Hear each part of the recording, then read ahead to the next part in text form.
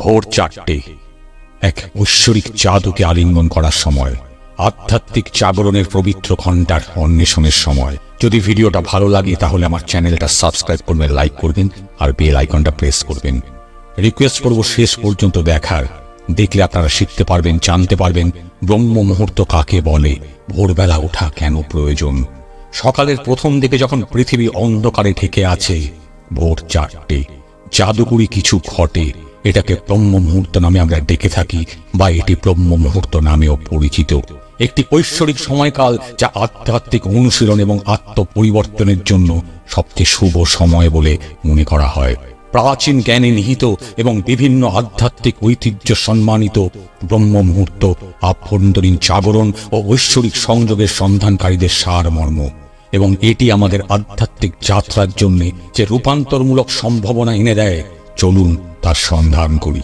সবার আগে জানার চেষ্টা করি ব্রহ্ম মুহূর্ত কি আর কাকে বলা হয়। সৃষ্টি রহস্য লুকিয়ে আছে এই ব্রহ্ম মুহূর্তের অন্দরে। ব্রহ্ম কথার অর্থ শূন্য।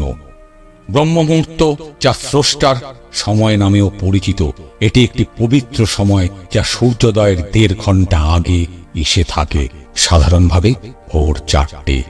দর্শনে এই সময়কে অত্যন্ত শুভ বলে মনে করা হয়, কারণ এটি বিশ্বাস করা হয় যে এই সময়টিতেই মহাবিশ্বের শক্তিকে আমরা নিজের দিকে আমন্ত্রণ জানাতে পারি।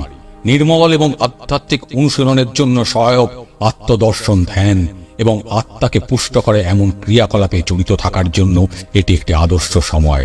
ঈশ্বরের সাথে সংযোগ, উপরওয়ালার সাথে সংযোগ, ব্রহ্ম মুহূর্তে স্থিরতা ও প্রশান্তি, ঐশ্বরিকতার সাথে সংযোগ করার জন্য একটি অনুকূল পরিবেশ এই সময় পাওয়া যায়। এই সময়টাতে বিশ্বাস করা হয় যে মহাবিশ্বের সূক্ষ্ম শক্তিগুলো তাদের শীর্ষ অবস্থায় থাকে, যা একটি গভীর আধ্যাত্মিক সংযোগ স্থাপন করাকে আরো সহজ করে তোলে।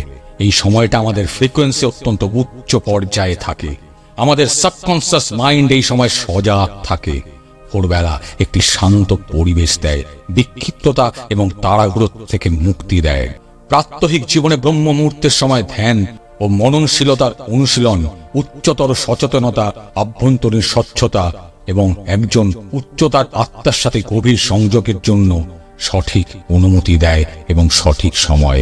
এই সময়টিতে মহাবিশ্ব থেকে একটি ফ্রিকোয়েন্সি এসে পৌঁছয় এই ধরিত্রীর বুকে।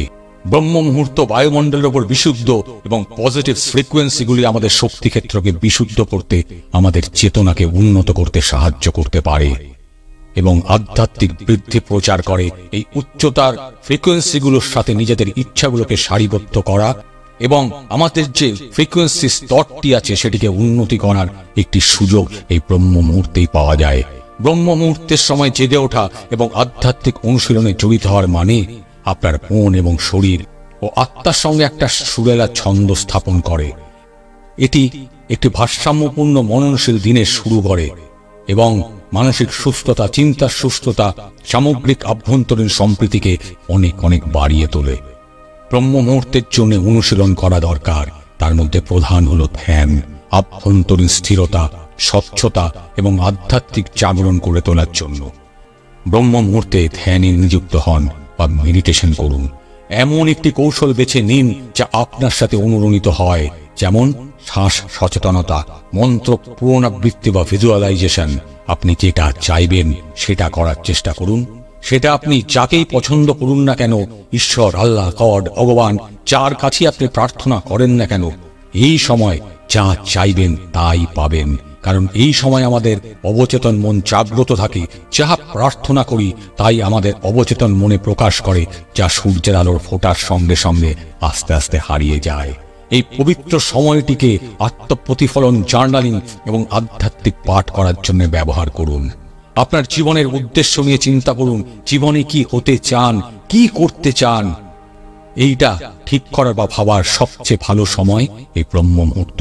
কারণ এই সময় ভাবলেই আমাদের অবচেতন মন সাড়া দেবে এবং মন যে কথা বলবে সেই কথাই আমাদের কনসিয়াস মাইন্ড রেকর্ড করবে। এই সময় কৃতজ্ঞতা প্রকাশ করুন, গ্র্যাটিটিউড। আপনার অন্তর থেকে নির্দেশনা নিন, মন কি বলছে শুনুন। যোগ ব্যায়াম, শারীরিক ব্যায়াম এই সময়টায় করা উচিত। আপনার দিন শুরু করুন মৃদু যোগের ভঙ্গি বা ব্যায়াম দিয়ে, যা শারীরিক সুস্থতা ও নমনীয়তা বাড়ায়। এটি শরীরকে শক্তি যোগাতে, উত্তেজনা থেকে মুক্তি দিতে এবং সামনের দিনের জন্য প্রস্তুত করতে আপনাকে সাহায্য করে। এই সময়টায় প্রার্থনা করুন। যারা নামাজ পড়ছেন, যারা গির্জায় গিয়ে প্রার্থনা করছেন, যারা ভগবানের কাছে প্রার্থনা করছেন, ব্রহ্ম মুহূর্ত তাদের জন্য একটি গুরুত্বপূর্ণ সময়। ব্রহ্ম মুহূর্তের সময় জপ মন্ত্র পাঠ করা অভ্যেস করুন। পবিত্র শব্দ কম্পনের পুনরাবৃত্তি মনকে শুদ্ধ করতে পারে, আধ্যাত্মিক শক্তিকে জাগ্রত করতে পারে এবং ওপরওয়ালার আশীর্বাদকে আহ্বান জানাতে পারে। এই সময়টিতে মেডিটেশন করুন ও শ্বাস প্রশ্বাসের ব্যায়াম করুন। এই আচরণগুলি শরীর, মন এবং আত্মলালনের জন্য সাহায্য করে।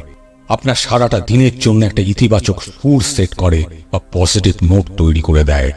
ব্রহ্ম মানে ভোর 4টে, চারিদিক অন্ধকার। চোখ বন্ধ করে কল্পনা করুন, চারিদিক নিস্তব্ধ। প্রাণ ভরে শ্বাস নিন, দেখবেন বিশুদ্ধ বাতাস আপনার শরীরে, নাকে, মাথায়, গোটা শরীরে ছড়িয়ে পড়ছে। এটি একটি রহস্যময় সময়। একটি নতুন দিনের জাদুকে এই সময় আমরা আলিঙ্গন করতে পারি। কাজেই শেষ করার আগে, যাবার আগে বলে যাই, ব্রহ্ম মুহূর্ত ভোর 4টে, ভোরবেলা ওঠার চেষ্টা করুন। এই সময়টাতেই নিজেকে খুঁজে পাবেন। হেরে যাওয়া অনুভূতিগুলোকে দূরে সরিয়ে নতুন মানুষ হিসেবে নিজেকে তৈরি করার জন্য প্রতিজ্ঞাবদ্ধ হন। আপনারা পারবেন। ভালো থাকবেন, ভালো রাখবেন। ভিডিওটা যদি শেষ অবধি দেখে থাকেন, যদি ভালো লাগে প্লিজ কমেন্ট করবেন আর আমার চ্যানেলটাকে সাবস্ক্রাইব করবেন, লাইক করবেন আর সবাইকে দেখতে বলবেন। ধন্যবাদ।